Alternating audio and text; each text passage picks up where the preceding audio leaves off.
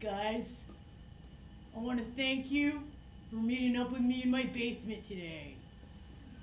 Especially after my disappointing loss in the school election for student body president.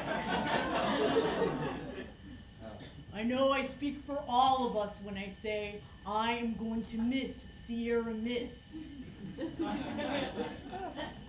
Anyway, down to business. I have made an important discovery that I'm going to share with all of you. As you all know, the 7th grade is a tits desert.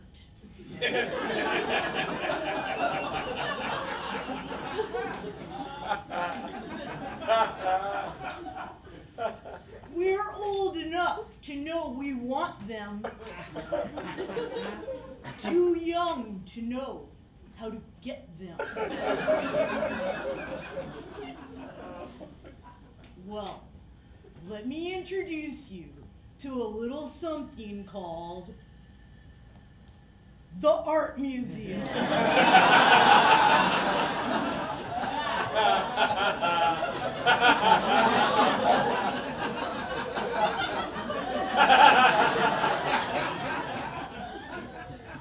There's tits in the art.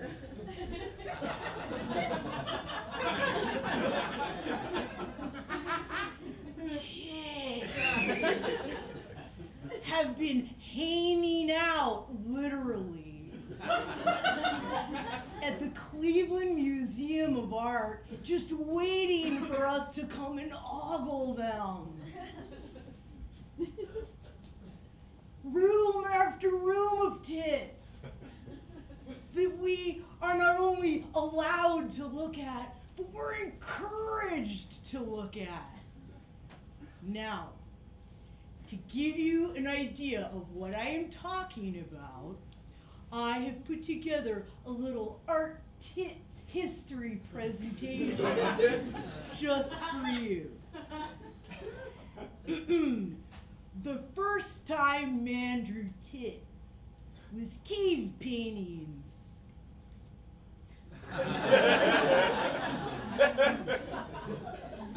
These are tits from a cave in France, and they date back to 12,000 BC. Sure, the tits are primitive, but is it really that much more primitive than staring at a crinkled up maiden form for Parade magazine? It makes my dick so hard to know that before humans could come up with language, they understood the importance of documenting a good pair of tits. We chronologically moved from cave tits to tomb tits.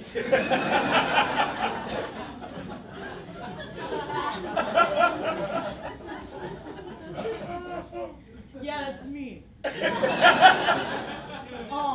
Ancient Egyptians painted tits on the walls of tombs to ease people into their afterlives. Not a bad way to go, if you ask me. The walls of the tombs were a way to tell stories. And the story that we are looking at here is these two women dancing with their tits out and this girl with her tits not out playing two flutes. Now, gentlemen, there is an exhibition on Egyptian art at the Art Museum right now, and I'm telling you, it is worth the wait in line. Even if it's with your mom. Next, we move to the Renaissance period.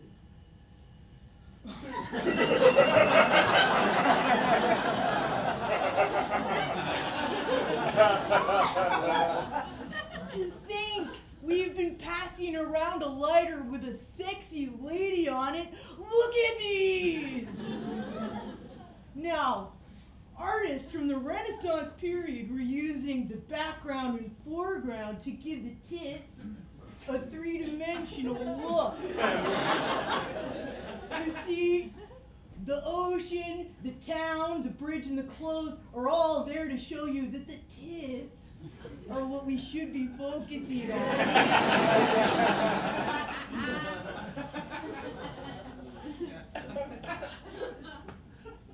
Give me 10 minutes with these tits, and I would feel them and stuff. After Renaissance, we hit a period of Christian religious iconographical art called the Baroque period. Not much tits to see here, but occasionally you will see Mary nursing the baby Jesus. Next, we have Impressionism, where there is a resurgence in tits. Take the artist Jean-Pierre Renoir, for example. He painted so many tits. What is so amazing about his tits is that they weren't posed. He just found the tits in their, he sort of stumbled upon them in their natural habitat. You could spend a whole day staring at the tits that he painted. And at the art museum, that's allowed. Everyone thinks that you're into art, but you know what's really going on. Tits. After Impressionism, we move into abstract art.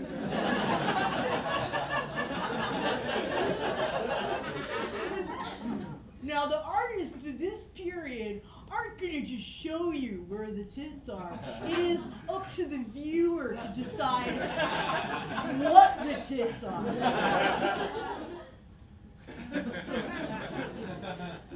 The tits are in the boner of the beholder.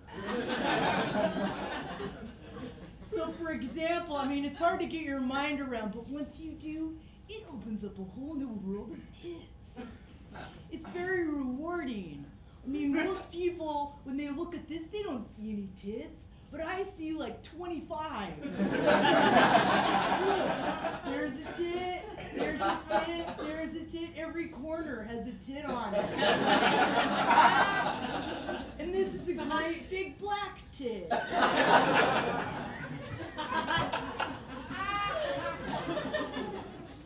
Now, I know what you're thinking.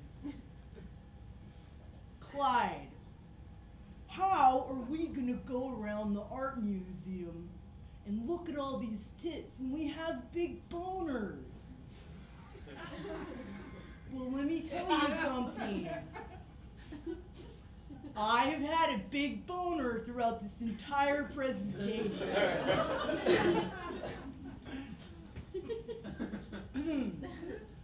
Like Leonardo da Vinci before me, I have designed an invention to improve the lives of man. I duct tape my boner to my leg.